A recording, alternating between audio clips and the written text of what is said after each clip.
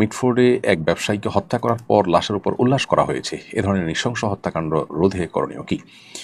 দেখুন, এর জন্য সূরা বাকারার 179 নম্বর আয়াতের বাস্তবায়নের কোনো বিকল্প পথ আমাদের সামনে নেই। আল্লাহ বলেছেন, ওয়ালাকুম ফিল কিসাসি হায়াতুন ইয়া উলিল আলবাব লাআল্লাকুম তাত্তাকুন, হে জ্ঞানীরা, হে বুদ্ধিমানেরা, তোমাদের জন্য কেসাসের মধ্যে জীবন রয়েছে।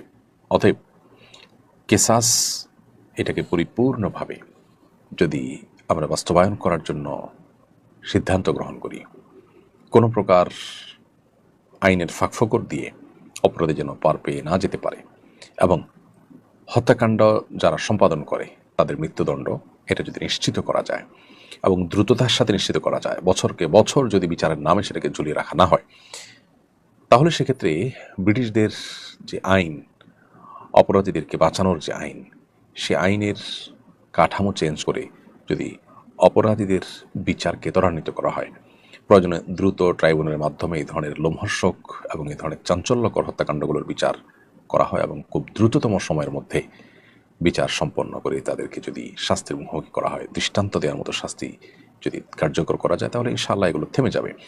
আমরা এরকম বহু ঘটনার কথা জানি, কিন্তু এই ঘটনাগুলোর পর আমাদের